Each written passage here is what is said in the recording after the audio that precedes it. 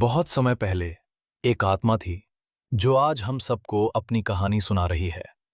वो आत्मा जिसे दुनिया आज काक भुशुंडी के नाम से जानती है, लेकिन ये कहानी एक कौवे से नहीं बल्कि एक इंसान से शुरू होती है।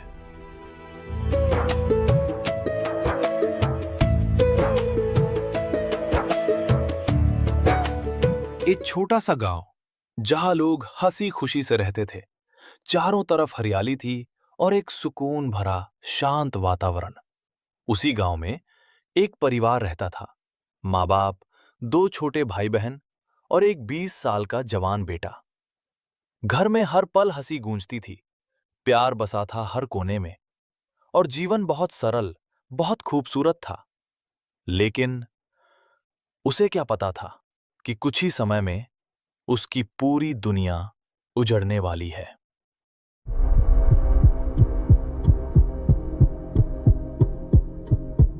कुछ समय बाद गांव के लोगों की खुशी को किसी की नजर लग गई। फिर प्रकृति ने अपना भयानक रूप दिखाया। बारिश रुक गई। 1 साल, 2 साल, फिर कई साल। धरती सूख गई, पेड़ पौधे खत्म हो गए। लोगों के पास खाने को कुछ नहीं बचा। धीरे धीरे लोग भूख से तड़पने लगे और हालात इतने खराब हो गए कि इंसान को खाने लगा। जो परिवार कुछ साल पहले तक हंसी, प्यार और खुशियों से भरा हुआ था, जहां हर सुबह मुस्कान के साथ शुरू होती थी, जहां मां के हाथ का खाना और बच्चों की खिलखिलाहट पूरे घर को जीवित रखती थी, आज वही घर सन्नाटे में डूब चुका था। दीवारें अब भी खड़ी थीं, लेकिन उनमें बसती जिंदगी धीरे धीरे खत्म हो रही थी। वो जवान बेटा जो कभी अपने परिवार की ताकत था, आज खुद को सबसे कमजोर महसूस कर रहा था। उसकी आंखों के सामने उसका छोटा भाई जो कभी खेलते खेलते थक जाता था, अब भूख से तड़पते तड़पते चुप हो गया। उसकी बहन जिसकी हंसी पूरे घर में गूंजती थी, अब बस सूनी आंखों से छत को देखती रही। और एक दिन उसकी सांसें भी थम गईं। वो कुछ नहीं कर पाया। उसने अपने बूढ़े माँ बाप को देखा, जिन्होंने पूरी जिंदगी बच्चों के लिए मेहनत की। आज वही माता पिता एक एक रोटी के लिए तरसते तरसते आखिरकार हार गए। उनकी आंखों में एक ही सवाल था, हमने ऐसा क्या किया? लेकिन जवाब किसी के पास नहीं था। वो जवान हर दिन थोड़ा थोड़ा मर रहा था। उसका दिल चिल्ला रहा था। वो आसमान की ओर देखता और पूरी ताकत से पुकारता, भगवान क्यों? आखिर क्यों? वो रोया, इतना रोया कि आंसू भी सूख गए। वो चिल्लाया, इतना चिल्लाया कि आवाज ही खत्म हो गई। उसने भगवान को पुकारा, बार बार, हर सांस के साथ, लेकिन न कोई चमत्कार हुआ, न कोई मदद आई। बस चारों तरफ एक खामोशी थी, ऐसी खामोशी जो किसी भी इंसान को अंदर से तोड़ दे। और अब वो अकेला था, पूरी तरह अकेला, एक उजड़े हुए घर के बीच खड़ा। जहां कभी परिवार था, आज बस यादें थीं और दर्द। और यही था उस परिवार का अंत। लेकिन कहानी यही खत्म नहीं हुई। आखिरकार जब उसके पास कोई रास्ता नहीं बचा, जब हर उम्मीद, हर सहारा उससे छिन गया, तो उसने फैसला लिया, वो उस गांव को छोड़ देगा। उसकी आंखें भर आईं, लेकिन अब आंसू भी बेकार थे। वो मुड़ा और बिना पीछे देखे चल पड़ा।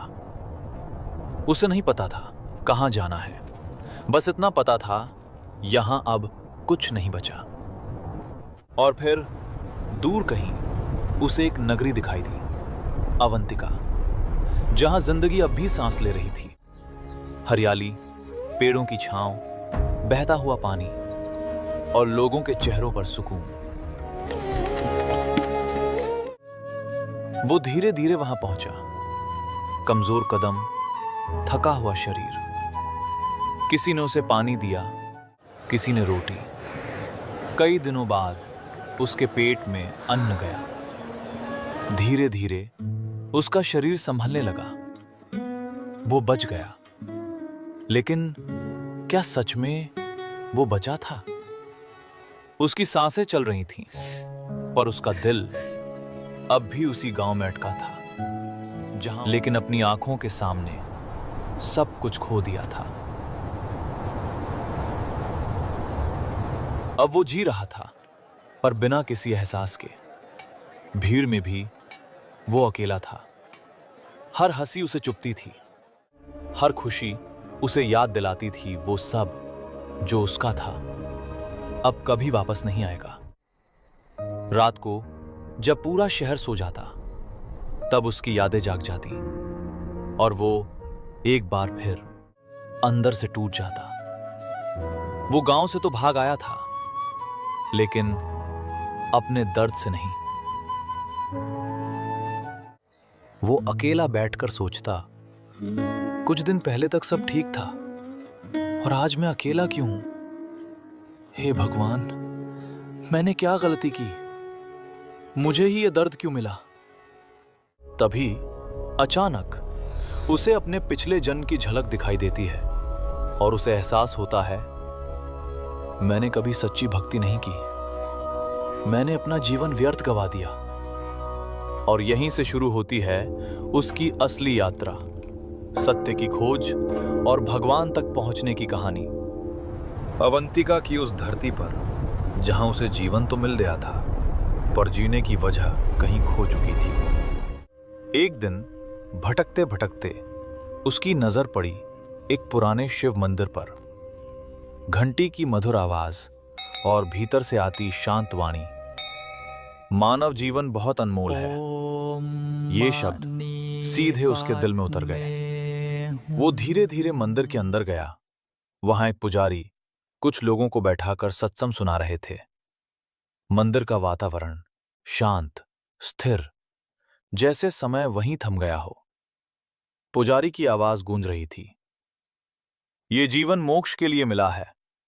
सच्ची भक्ति ही दुखों से मुक्ति का रास्ता है।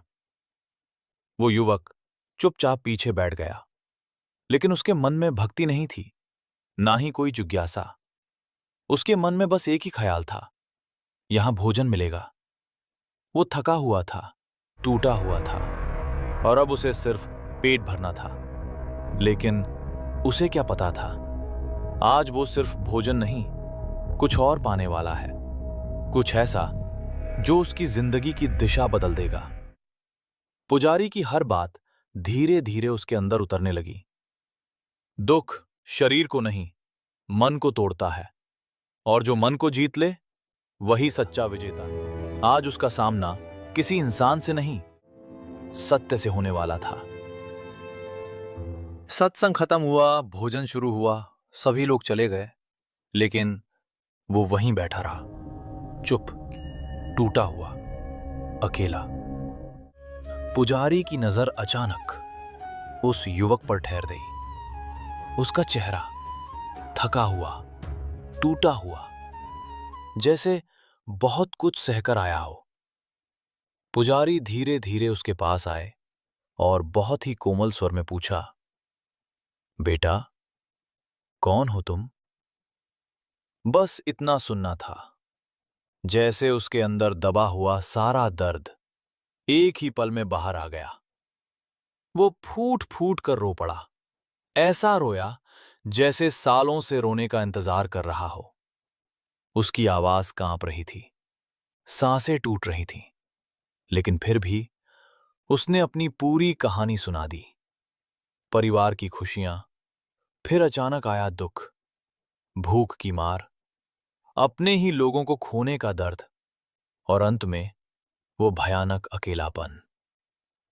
मंदिर में बैठे लोग भी अब चुप हो गए थे। हर किसी की आंखें नम थीं। पुजारी सब कुछ सुनते रहे, बिना टोके, बिना कुछ कहे, और फिर उनकी आंखों में करुणा भर आई। दिल पिघल गया। उन्होंने उसे अपने पास खींचा और गले लगा लिया। वो स्पर्श सिर्फ एक गले लगाना नहीं था, वो जैसे टूटी हुई आत्मा को फिर से जोड़ने की कोशिश था। पुजारी ने उसके सिर पर हाथ रखा और धीमे से कहा, आज से तू यहीं रहेगा, मेरे बेटे की तरह। ये शब्द उसके लिए किसी वरदान से कम नहीं थे। पहली बार कई सालों बाद उसे लगा कि वो अकेला नहीं है, कि इस दुनिया में अब भी कोई है जो उसे अपना कह सकता है।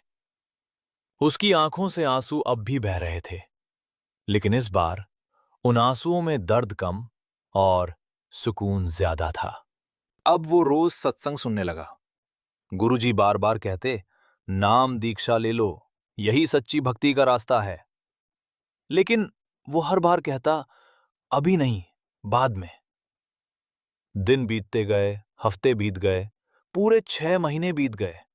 वो सत्संग सुनता रहा, लेकिन उसने दीक्षा नहीं ली, क्योंकि उसके अंदर अभी भी भक्ति का बीज पूरी तरह जागा, जिसने उसकी जिंदगी बदल दी। आखिरकार उसे अपनी गलती का एहसास हुआ और उसने नाम दीक्षा ले ली। अब उसकी जिंदगी बदलने लगी। वो सेवा करने लगा, भक्ति करने लगा और धीरे धीरे उसकी वाणी में मिठास आ गई। लोग उसकी बातों को पसंद करने लगे। लेकिन जहां भक्ति होती है, वहां एक खतरा भी होता है, अहंकार। लोगों की तारीफ ने उसके अंदर कुछ ऐसा जगा दिया जो उसे फिर से विनाश की ओर ले जाने वाला था। समय हमेशा एक जैसा नहीं रहता। जो इंसान कभी टूटकर मंदिर की सीढ़ियों पर आया था, आज वही इंसान लोगों की श्रद्धा का केंद्र बन चुका था। गुरु के सानिध्य में रहकर उसने शास्त्र सीखे, भक्ति सीखी, वाणी में मधुरता आई और धीरे धीरे उसके प्रवचन सुनने वालों की संख्या बढ़ने लगी। अब मंदिर में लोग सिर्फ भगवान के लिए नहीं, उसे सुनने भी आने लगे। जब वो बोलता, पूरा सभा स्थल शांत हो जाता। उसकी आवाज में दर्द था, अनुभव था और शब्दों में ऐसा आकर्षण कि लोग मंत्रमुग्ध हो जाते। हर तरफ उसकी प्रशंसा होने लगी। वाह, क्या प्रवचन देते हैं! इनकी वाणी में तो जादू है। ऐसा ज्ञान बहुत कम लोगों में होता है। शुरुआत में वो ये सब सुनकर बस मुस्कुरा देता था, लेकिन धीरे धीरे ये शब्द उसके कानों से उतरकर उसके दिल तक पहुंचने लगे। अब उसे लोगों की तारीफ अच्छी लगने लगी, उसे भीड़ पसंद आने लगी, सम्मान अच्छा लगने लगा और बिना जाने वो उस नशे में डूबने लगा जिसे दुनिया प्रसिद्धि कहती है। पहले वो मंदिर में सबसे पहले उठकर सेवा करता था, लेकिन अब धीरे धीरे सब बदलने लगा। सेवा कम होने लगी और दिखावा बढ़ने लगा। पहले उसके चेहरे पर विनम्रता थी, अब एक अलग चमक आने लगी, एक ऐसी चमक जिसमें भक्ति कम और अभिमान ज्यादा था। उसके भीतर अब एक आवाज उठने लगी, मैं सबसे अलग हूं, लोग मुझे सुनने आते हैं। और यही अहंकार का पहला बीज था, जो बहुत चुपचाप, बहुत धीरे धीरे उसके अंदर जड़ें जमा रहा था। उसे एहसास भी नहीं हुआ कि जिस ज्ञान ने उसे ऊपर उठाया, अब वही ज्ञान उसे गिराने की तैयारी कर रहा था। एक दिन मंदिर में बहुत बड़ा सत्संग चल रहा था। वो मंच पर बैठा था और प्रवचन दे रहा था। तभी मंदिर के द्वार पर उसके गुरु प्रवेश करते हैं। जैसे ही गुरु अंदर आए, सभी भक्त खड़े हो गए, हाथ जोड़कर प्रणाम किया। लेकिन एक व्यक्ति बैठा रहा। वह काकभुशुंडी था। उसके मन में आया, अगर मैं खड़ा हो गया तो लोग क्या सोचेंगे? मेरे शिष्य मुझे छोटा समझेंगे। मैं इतना बड़ा प्रवचन करता हूं। और बस उसने निर्णय ले लिया, वो खड़ा नहीं हुआ। मंदिर में सन्नाटा छा गया। गुरुजी ने ज्यादा ध्यान नहीं दिया और वो अपनी पूजा करने लगे। लेकिन इस घटना को किसी और ने भी देखा। भगवान शिव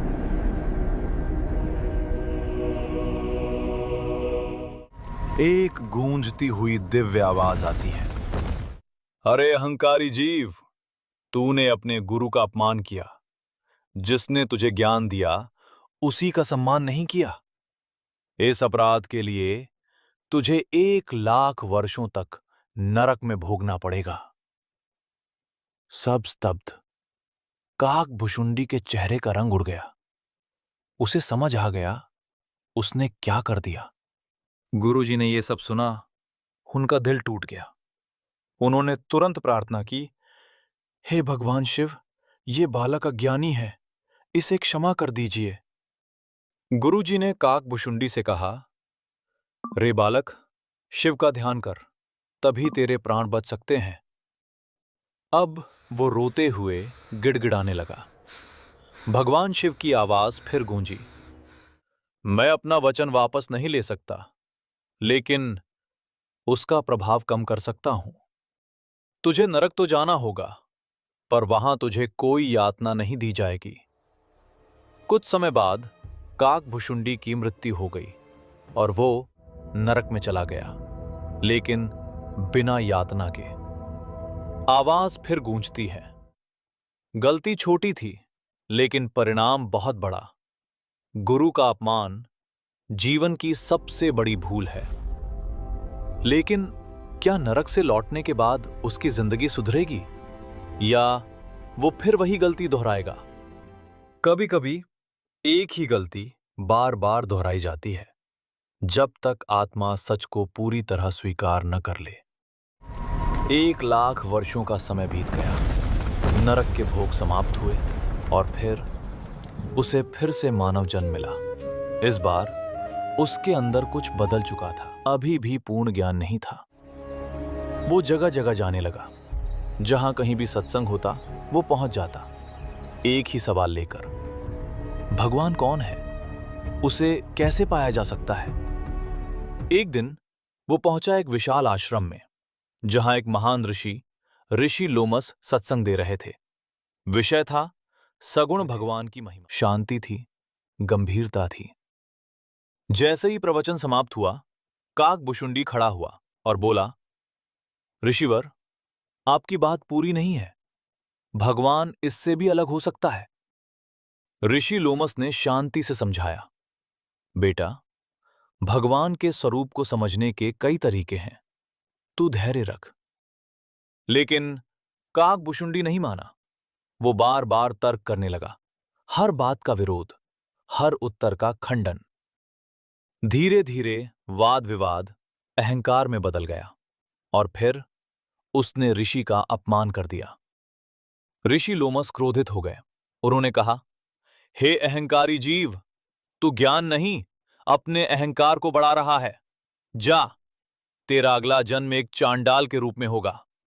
तू एक कौवे के घर जन्म लेगा। काक भुशुंडी कांप उठा। इस बार उसे तुरंत अपनी गलती समझ आ गई। वो तुरंत ऋषि के चरणों में गिर पड़ा। रोते हुए बोला, हे ऋषिवर, मुझसे गलती हो गई। मुझे श्राप तो स्वीकार है, लेकिन एक कृपा कर दीजिए, जहां भी मेरा जन्म हो, मुझे भगवान का स्मरण कभी न भूले। मैं सदा उनकी शरण में रहूं। ऋषि लोमस का क्रोध शांत हुआ। उन्होंने कहा, ठीक है, तुझे स्मरण शक्ति का आशीर्वाद मिलता है। तू हर जन्म में भगवान को याद रखेगा। समय बीता और फिर एक अद्भुत घटना हुई। उसका जन्म हुआ एक अनोखे रूप में, शरीर देवताओं जैसा, लेकिन चेहरा कौवे जैसा। वो बोल सकता था, समझ सकता था। यही था काक भुशुंडी का नया रूप। इस बार उसके अंदर भक्ति का बीज जाग चुका था। उसे अपने पिछले जन्मों की याद थी और सबसे बड़ी बात, अब वो तैयार था सच्चे मार्ग को अपनाने के लिए। जब शिष्य सच में तैयार हो जाता है तो गुरु स्वयं उसके जीवन में आ जाते हैं। अब काक भुशुंडी का जीवन बदल चुका था। न अहंकार, न विवाद, सिर्फ एक ही चाह, मुझे सच्चा परमात्मा जानना है। एक दिन वो जंगल में ध्यान कर रहा था। तभी एक तेजस्वी महापुरुष वहां प्रकट हुए। साधारण वेश, लेकिन दिव्य आभा। वो थे कबीर साहब। जैसे ही काक भुशुंडी ने उन्हें देखा, वो उनके चरणों में गिर पड़ा। तब कबीर साहब बोले, जिस सत्य को तुम खोज रहे हो वो तुम्हारे सामने खड़ा है। फिर उन्होंने समझाया, ये संसार नश्वर है, देवी देवता भी काल के अधीन है और पूर्ण परमात्मा सबसे परे है। काकभुशुंडी ने पूछा, उसे कैसे पाया जाए? कबीर साहब बोले, सच्चे गुरु की शरण लेकर, सच्ची भक्ति से। ये सुनते ही उसकी आत्मा जाग उठी। आंखों में आंसू लेकर वो बोला, प्रभु, अब मुझे अपनी शरण में ले लीजिए। तब कबीर साहब ने उसे नाम दिया और सच्ची भक्ति का मार्ग बताया। इसके बाद काकभुशुंडी ने पूर्ण समर्पण के साथ भक्ति की और कहा जाता है उसने सैकड़ों प्रलय देखे। सीख, गुरु का सम्मान सबसे बड़ा धर्म है, अहंकार सबसे बड़ा शत्रु है और सच्ची